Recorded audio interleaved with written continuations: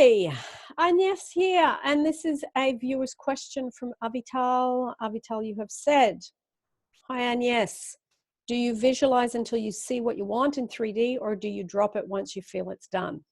Good question. Now, I don't think there's a straight answer for that, but I will give you what has worked for me. Now, when I visualize when I'm dropping into sleep, and then what I do is obviously you go into sleep and you let it go.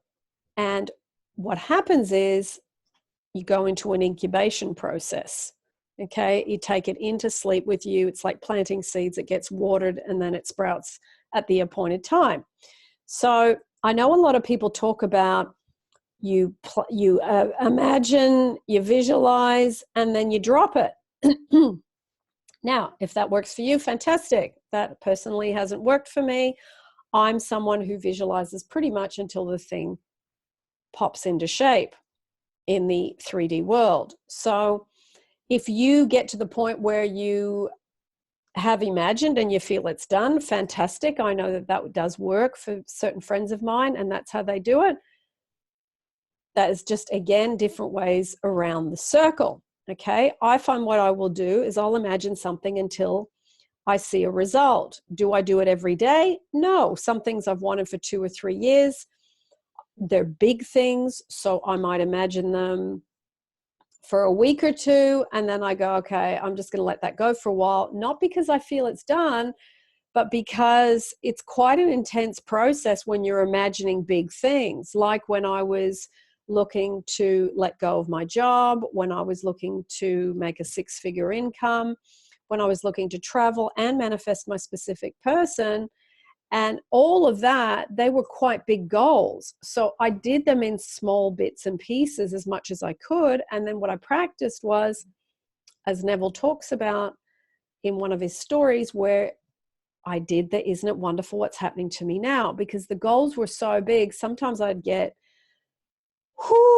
like that, overwhelmed by it. So I would let them all go, all the imaginal scenes, and I would capture the feeling. And the feeling was, isn't it wonderful what's happening to me now? It would give me relief. It would give me a feeling of, oh, that encompasses all my goals, all my desires, you see.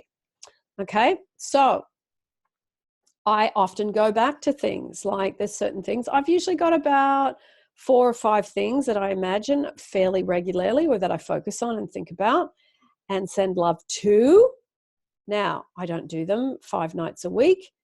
I will run through the 4 or 5 in one night, because they only take about 10 minutes to do those 5. You know, they're little imaginal scenes. I've done them. I know the scene back to front. I run through it exactly in the same order and at the same speed, because there is a speed. It's not fast. It's not really slow. It's not slow-mo. It's not, fast-mo. It's just regular, like you're walking through it in your own life at the same speed that you move around, okay? So I do that, and then I might let it go for a week or 2, not because I think it's done though, but because it takes quite a bit of focus and energy to be able to do these 4 or 5 big things. So then what I do is I'll just go to bed and I'll do a guided meditation, or I'll listen to the Wayne Dyer I Am That I Am, and I will, just drift off to sleep, just being aware of the breathing, surrendering, and letting go. So I tend to go back and forth, and that's worked extremely well for me. I don't think there's one way around the circle. I think there are different ways for different people. I'm highly visual. I can hear audio very well in my imaginal scenes. Yes, I can deal with the other senses as well, but those are my 2 top senses out of the 5. So I use those a lot. So you got to work out what are my top senses and use those if they're relevant to what you're trying to manifest.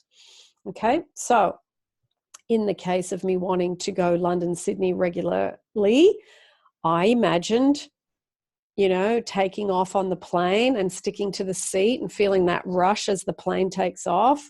And I would imagine hugging people, seeing them, in the different locations. I'd imagine walking down the street in France, and I would go through this process where I would walk through this village where I come from, and I'd do it very systematically, looking in certain directions, seeing certain things.